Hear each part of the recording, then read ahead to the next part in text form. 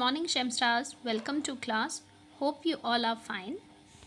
We will continue with our chapter, that is social change and social order, and today we will cover following topics, that is rural society and urban society, its meaning, its characteristic and difference between both of them. Let us start with our chapter. Now we recapitulate what we had done in last class. We had done the meaning of social control. It is the sum of those methods by which a society tries to influence human behavior to maintain a given order. Any society must have harmony and order. Society is a harmonious organization of human relationships. There are two types of social control: formal, the state, law, education, all come in formal social control, and then we have the informal social control.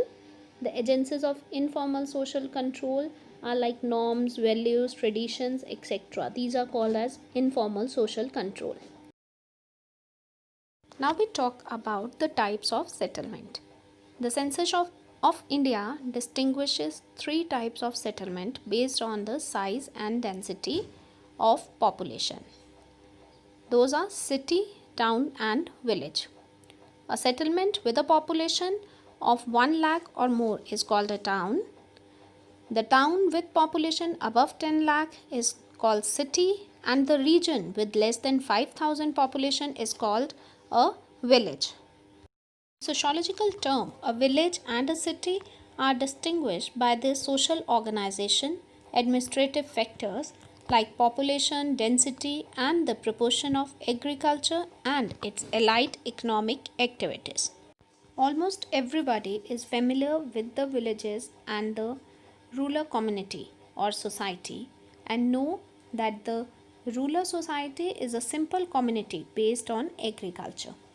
The rural society is a kind of enlarged primary group characterized by intimate face-to-face interaction, having a certain degree of community sentiments and a relatively autonomous organization. Every rural area has a different condition.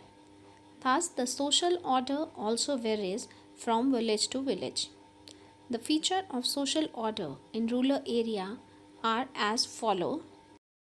The small size of a village is suitable for more personalized relationships. Second, the social structure of a village follows traditional lifestyle. Institutions such as caste and religion are stronger here. Thirdly, we can say there is an agricultural occupation. As agriculture is the dominant mode of production, it is not just a mode of production but a way of life too. More than 62.3% of India's population is connected with agriculture directly or indirectly. Next one is the dominance of joint family. One of the most remarkable feature of village life in India is the existence of joint families. Because agriculture is the main source of income and for that greater number are useful. Hence all the members and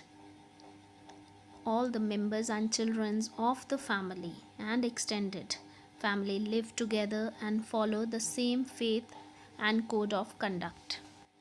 Next, we can say direct relation to nature. Village life is totally dependent on nature. The villager, who is predominantly a farmer, depend on the clouds for rain and on the sun for the crop to ripen. Now we talk about an urban area. It is a human settlement with high population density and infrastructure of built environment. Urban areas are created through urbanization and are categorized by urban morphology as cities, towns or suburbs.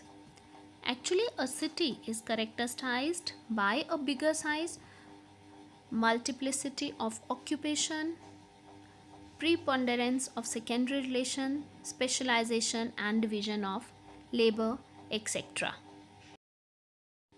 Most of the challenges to social order in the urban areas are related to the space.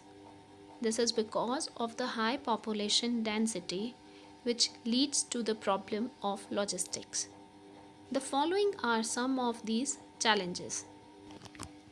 First, the management of space is related to development of housing, transportation, land use, and public facilities like sanitation, policing, and urban governance. Second, we can say that there is social mobility. City characterize and promote greater social mobility. The elaborate division of labor found in the city is based on achievement rather than ascribed status. The competition for status become a perpetual preoccupation for city dwellers. Next is law and order issues due to criminal activities in slum. This is the major cause is the undefined right over property of slum owners. These are some of the drawbacks of an urban area. Now we talk about rural and urban communities and their characteristics. First of all, we talk about the characteristics of rural society. First is lack of specialization in occupation. The Indian farmers is a jack of all trades and master of none. Given the circumstances, he can change role and substitute for a blacksmith, a laborer, or a carpenter, but he is a farmer who has picked up the knack from his ancestor. Second, we can say that less density of population. The area of the village is more expensive because of the field and the density of population is much less. Third, homogeneity. There is a remarkable homogeneity in the villages.